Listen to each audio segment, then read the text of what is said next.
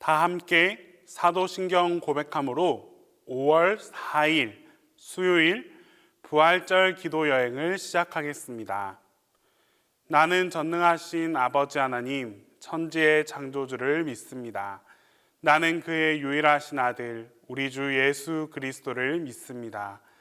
그는 성령으로 잉태되어 동정녀 마리아에게서 나시고 본디오 빌라도에게 고난을 받아 십자가에 못 박혀 죽으시고 장사된 지 사흘 만에 죽은 자 가운데서 다시 살아나셨으며 하늘에 오르시어 전능하신 아버지 하나님 우편에 앉아 계시다가 거기로부터 살아있는 자와 죽은 자를 심판하러 오십니다.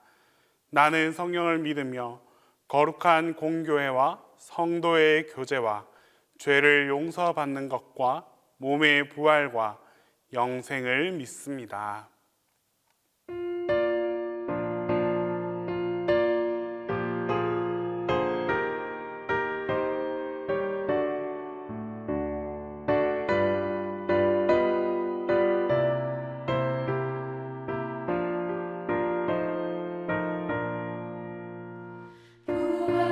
부활하신 구세주 나 항상 섬기네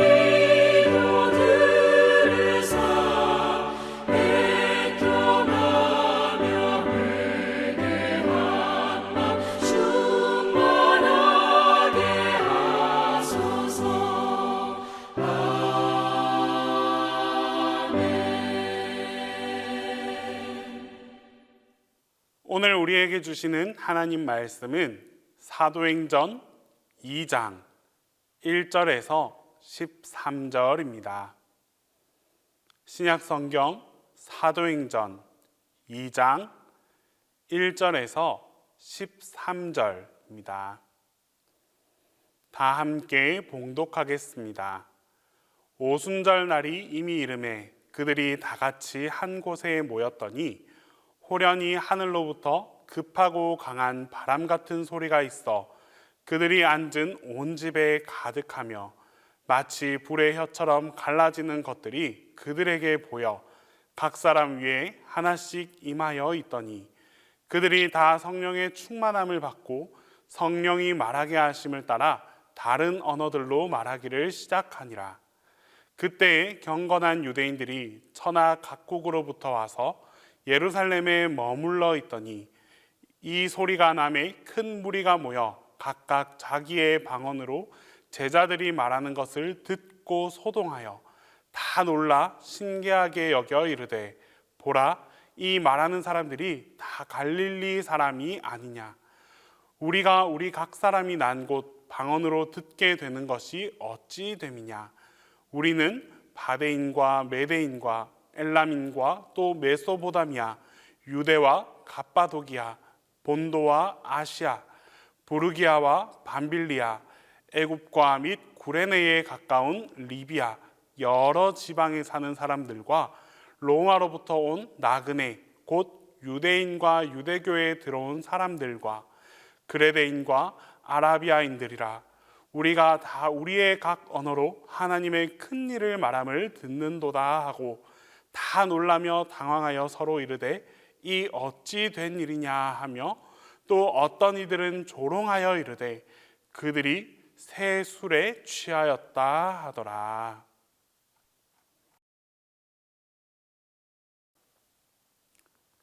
외국어를 배운다는 것은 재능을 가진 사람을 제외하고는 쉽지 않습니다. 단어를 외우고 문법과 문장 구조를 익히는 것도 어려운 일이거니와 또 외국인과 자유롭게 의사소통하는 것은 다소 불편하고 어려운 일입니다. 그런데 어느 날 갑자기 나는 우리말을 하는데 외국인이 나의 말을 알아듣고 또 나도 그의 말을 알아듣는다면 그 일을 어떻게 설명할 수 있겠습니까?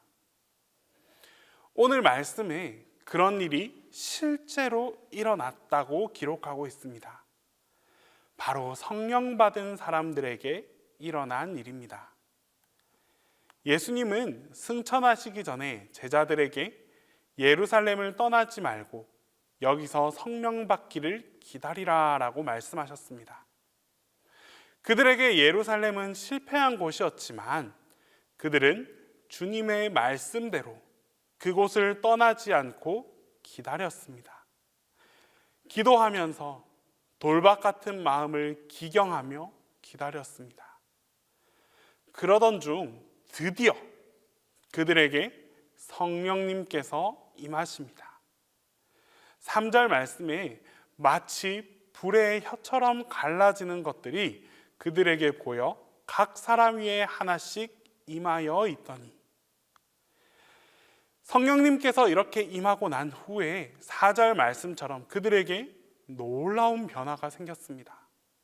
그들이 다 성령의 충만함을 받고 성령이 말하게 하심을 따라 다른 언어들로 말하기를 시작하니라.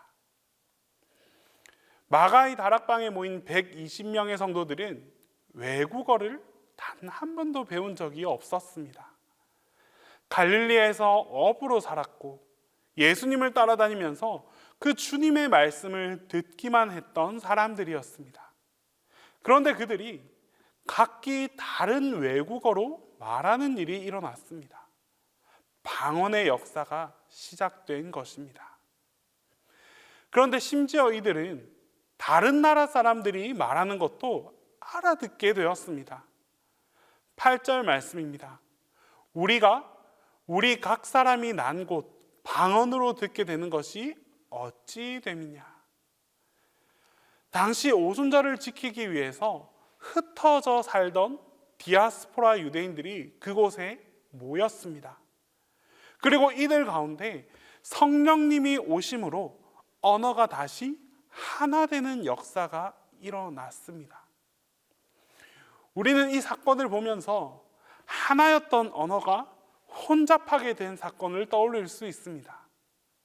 바로 창세기 11장에 기록된 바벨탑을 쌓았던 그때의 사건입니다. 사람들은 시날 평지에서 바벨탑을 쌓습니다. 그들이 바벨탑을 쌓은 이유가 하나님을 불편하게 했습니다. 하나님께서 노아 홍수 이후 노아와 가족들에게 온 지면에 흩어져서 땅에 충만하게 거하라 라고 말씀하셨음에도 불구하고 그들은 온 땅으로 흩어지는 것을 원하지 않았습니다.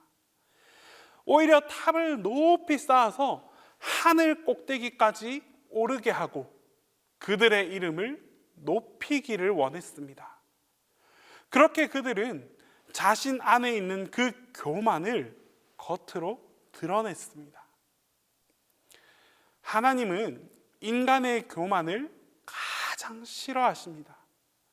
하나님께서는 인간들이 탑을 쌓는 곳으로 친히 다시 내려오셨습니다. 그들이 교만한 마음으로 탑을 쌓는 것을 멈추게 하기 위해서 언어를 혼잡하게 하셨습니다. 그러자 인간들은 흩어지기 시작했고 다시 비슷한 언어를 사용하는 사람들끼리 모여서 살기 시작했습니다.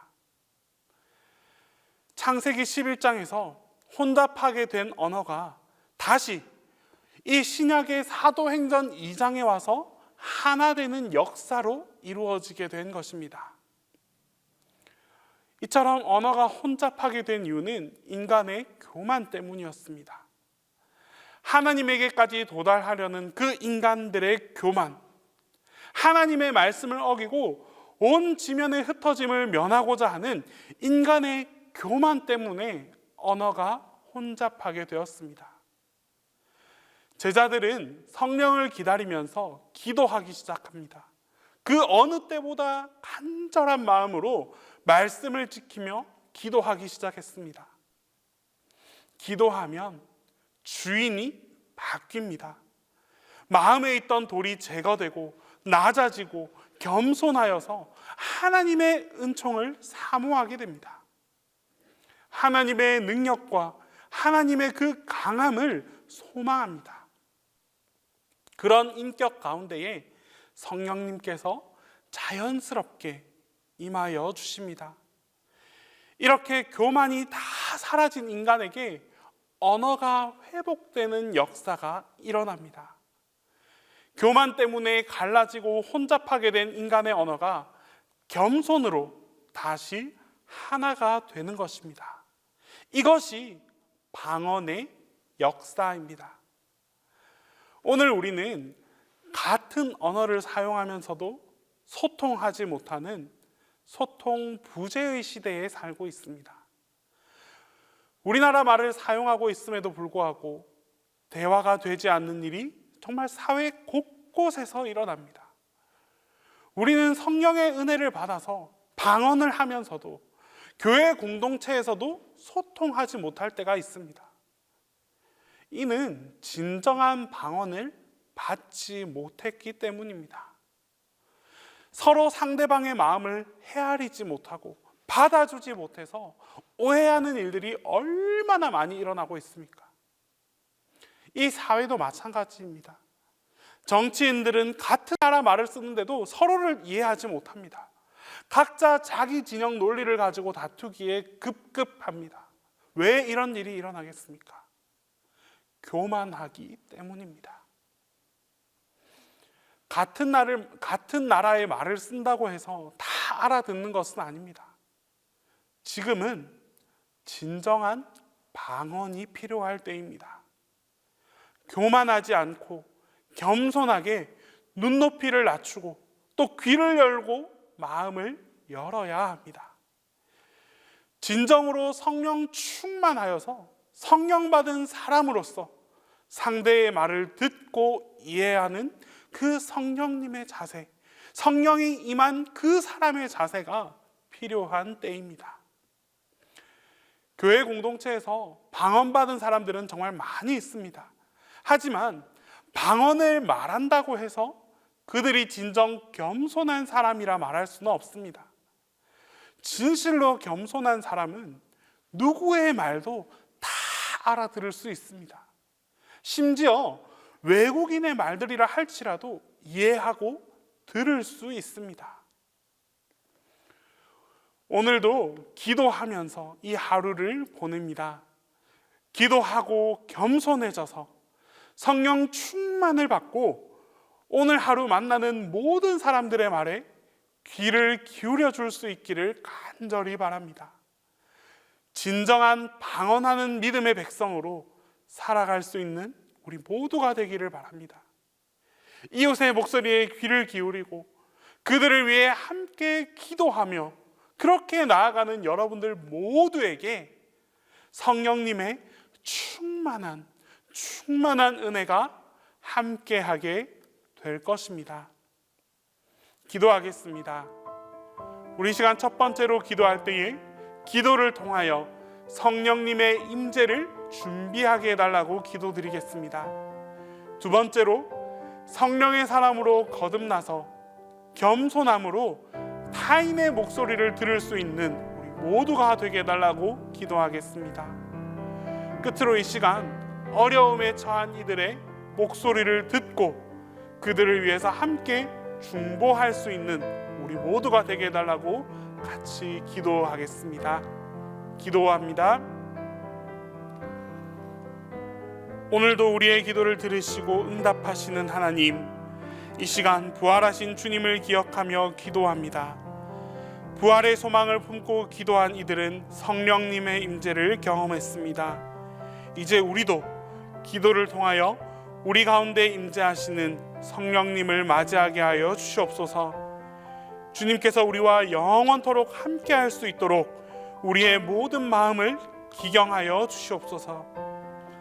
성령님께서 나의 삶을 주관하여 주셔서 성령의 사람으로 거듭날 수 있기를 간절히 소망합니다.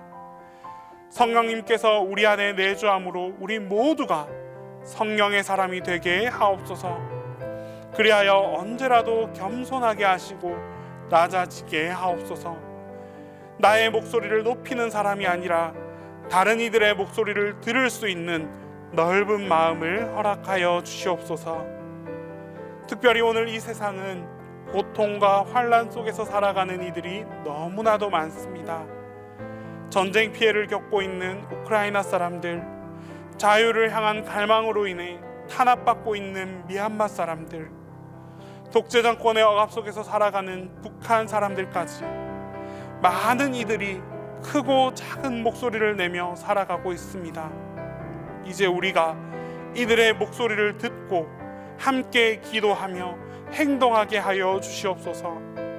주님께서 우리의 기도를 들으시고 응답하시는 놀라운 역사가 이 모든 땅 가운데 나타나게 하여 주시옵소서. 담임 목사님을 위해 기도합니다. 목사님께 성령 충만함이 임하게 하옵소서. 성령님께서 임하셔서 목사님을 더욱 강건하게 하여 주시고 하시는 모든 사역 가운데에도 성령님의 도우심으로 아무런 어려움이 없게 하여 주옵소서. 항상 함께 하시는 성령님을 경험하게 하시고 그로 인해 더욱 힘차게 전진할 수 있는 목사님이 되게 하여 주시옵소서. 이제 주님께서 가르쳐 주신 기도를 다 함께 하겠습니다. 하늘에 계신 우리 아버지, 아버지의 이름을 거룩하게 하시며 아버지의 나라가 오게 하시며 아버지의 뜻이 하늘에서와 같이 땅에서도 이루어지게 하소서. 오늘 우리에게 일용할 양식을 주시고 우리가 우리에게 잘못한 사람을 용서하여 준 것 같이 우리 죄를 용서하여 주시고 우리를 시험에 빠지지 않게 하시고 악에서 구하소서. 나라와 권능과 영광이 영원히 아버지의 것입니다.